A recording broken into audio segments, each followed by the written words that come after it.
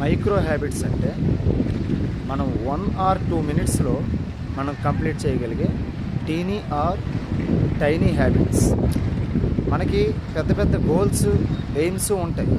But అవి చెయ్యాలి అనుకున్నప్పుడల్లా లేదా మహాభారతం చదవాలి, లేదా భగవద్గీత నేర్చుకోవాలి, లేదా ఫలానా టాపిక్ కంప్లీట్ చేయాలి, ఇలాంటివి అనుకునేటప్పుడల్లా మన మైండ్ వాటికి రకరకాల ఎక్స్క్యూజెస్ చెప్తుంది.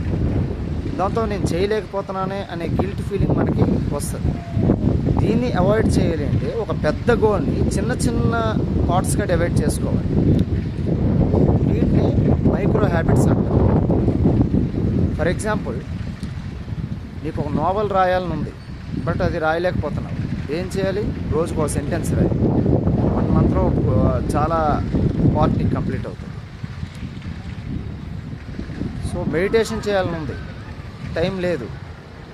ఇంట్లో తెల్లవారి కాఫీ తాగేటప్పుడు మీ ఇంట్లో చిన్న గణపతి బొమ్మ మీద ఉంటుంది కదా, అలాగ చూడు. కాఫీ తాగుతూ ఆ గణపతి వైపు చూడు. మెడిటేషన్ అవుతుంది. నీ తాలూకా ఎయిమ్, నీ తాలూకా గోల్ హెల్త్ అనుకో. జస్ట్ స్నానంకి వెళ్ళే ముందు జస్ట్ ఒక 5 పుషప్స్కి, లేకపోతే 5 minutes అటు ఇటు నడు, వాకింగ్ చేయి. చాలా బెస్ట్. ఇంట్లోనే నీ మైండ్లో మంచి కొటేషన్ వచ్చింది, లేకపోతే మంచి బుక్లో మంచి కొటేషన్ చదివావు, వెంటనే పేపర్ మీద రాసి దాన్ని మీ ఫ్రిడ్జ్కి స్టికప్ చేయి. 1 month తిరిగేసరికి నీ ఫ్రిడ్జ్ నిండా కొటేషన్స్ వస్తాయి. రోజుకు ఒక తెలుగు పద్యం కంఠస్థ చేయి, భావంతో సహా కంఠస్థ చేయి. నెల అయ్యేసరికి నీకు 30 పద్యాలు నీ మైండ్లో ఉంటాయి. ఖచ్చితంగా ఇన్విజిబుల్ నాలెడ్జ్ వస్తుంది ఆటోమేటిక్గా. నీ మైండ్ మీద ఎఫెక్ట్ ఆటోమేటిక్గా ఉంటుంది, అది చదివిన ఎఫెక్ట్. లేదా మహాభారతం లాంటివి చదవాలి. రోజుకు 1 పేజీ చదువు. పడుకునే ముందు ఆ 1 పేజీ అన్నా చదివేసి నిద్రపో. లేదా భగవద్గీత నేర్చుకోవాలనుకుంటున్నావు, 2 శ్లోకాలు వాటి భావంతో చదువు. బట్ ఈ మైక్రో హ్యాబిట్స్ని సక్సెస్ అవ్వాలి అంటే వీటిలో కన్సిస్టెన్సీ అనేది ఉండాలి. ఇవి చూడడానికి చిన్న చిన్నవిలా ఉంటాయి, కానీ వీటి తలకి ఎఫెక్ట్ లైఫ్ మీద చాలా ఉంటాయి. ఒక 10 మంచి పనుల్ని ఈ మైక్రో హ్యాబిట్స్గా మార్చుకొని దానికి డైలీ కన్సిస్టెంట్గా మనం టైం కేటాయించుకోవాలి. ఎందుకంటే పెద్ద పెద్ద పనులు చేయాలంటే మైండ్ ఎక్స్క్యూజెస్ చెప్తాయి. దాన్ని అవాయిడ్ చేయాలంటే మైక్రో హ్యాబిట్స్ చాలా బాగా పనికొస్తాయి.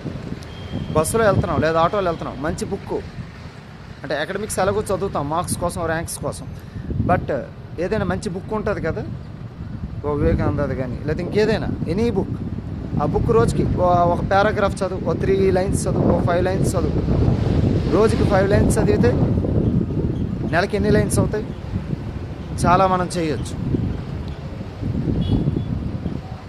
బాత్రూంలో ఉన్నావు, జస్ట్ ఒక స్టెప్ లిటిల్ బిట్, ఆటోమేటిక్గా ఏమో నువ్వే ఒక సూపర్ స్టార్ అవ్వచ్చు. దేనికైనా కన్సిస్టెంట్ ప్రాక్టీస్. రోజుకొక 2 హిందీ పదాలు, వాటి మీనింగ్ తెలుసుకో. నెల అయ్యేసరికి హిందీ మూవీ నీకు అర్థమవుతుంది. You can speak A better Hindi. ఏదైనా ఒక గొప్ప గోల్, గొప్ప ఎయిమ్ పెట్టుకొని వాటిని సాధించాలంటే ఆ పనిని మైక్రో హ్యాబిట్స్గా మార్చుకోవాలి. పని చేస్తూ చేస్తూ మధ్య మధ్యలో ఒక వాటర్ సిప్ చేయి. సరదాగలగా మీ ఇంట్లో ఉన్న మొక్కలకి నీళ్ళు పోయి. ఇలాంటి 10 మంచి పనులు. పడుకునే ముందు భగవద్గీత ఓ 2 శ్లోకాలు వాటి భావంతో చదువు.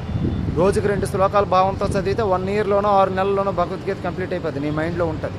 ఆ కంప్లీట్ అయిన భగవద్గీత నీ మైండ్లో ఉండేప్పుడు నువ్వు ఒక తిరుగులేని లీడర్ అవుతావు. ప్రపంచం మొత్తానికి నువ్వే లీడర్ అవుతావు. ఒకసారి ఆలోచించండి. జై హింద్, జై శ్రీరామ్, జై హనుమాన్.